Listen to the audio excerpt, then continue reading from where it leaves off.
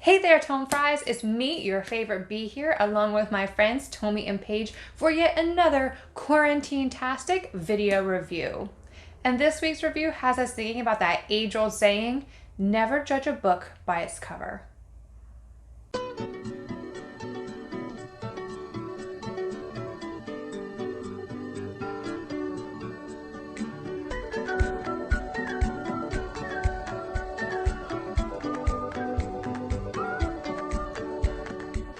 Today's review is of A Man Called Ove by Fredrik Backman. So first things first, how in the heck do you even pronounce this guy's name, right? I know I don't speak Swedish, so the entire time that I was reading this, I actually read it as Ove, right? Like love, which seemed to make sense.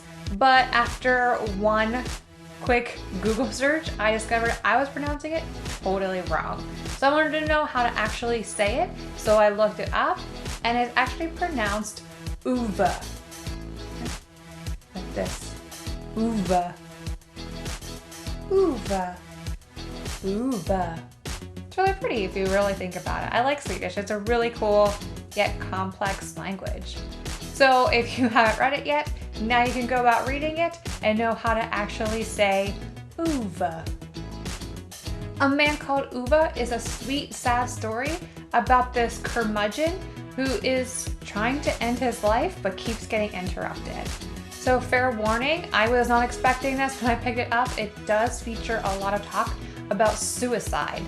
And it does do it in a way that I can't really explain, but it's not super depressing or traumatic when reading it, but that is still there. It's still a huge piece of this story. So if suicide is something that you have difficulty reading about, then you might want to skip this one. Otherwise, this plot reminded me a lot of the movie Up. It features that old man who's pretty much mean to everybody after losing the love of his life, but turns out he actually has a heart. The other characters, including Ove's new neighbors, are a total delight to read, and there's a diversity of personalities which keeps it interesting. From your sickeningly sweet people who you would expect from a place that's named the #1 place in the world to live, to your dour, emotionless council members who, yeah, I get it, social work really does sap your soul, but it was really interesting to see the mix of these people and how they all kind of played out in one little neighborhood.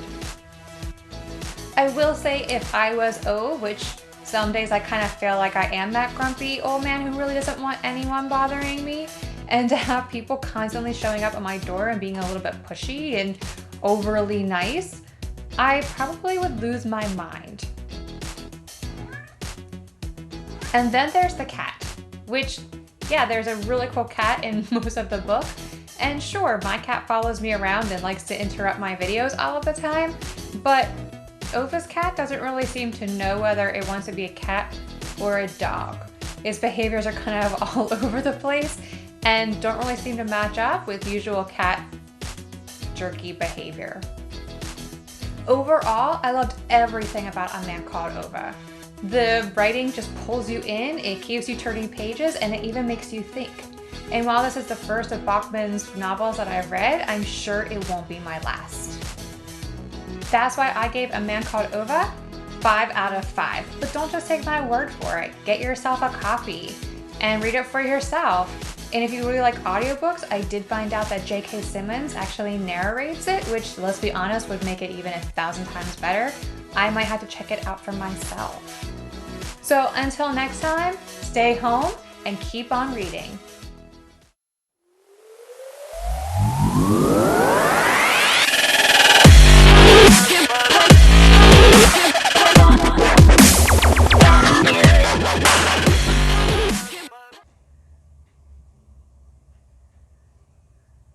No?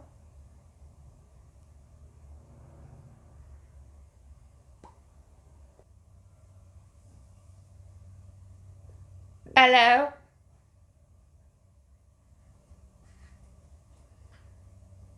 Is there anybody out there?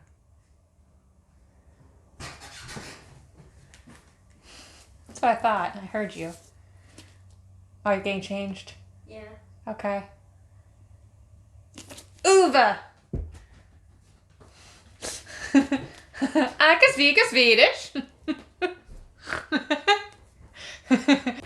Let's try it one more time. One more time. Okay.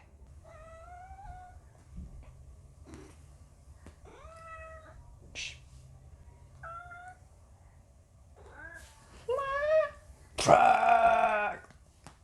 Cat.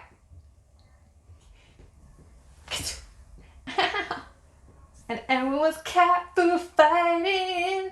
Wow. Oh. Bit my arm. I deserve that. And that's all, folks. Bye.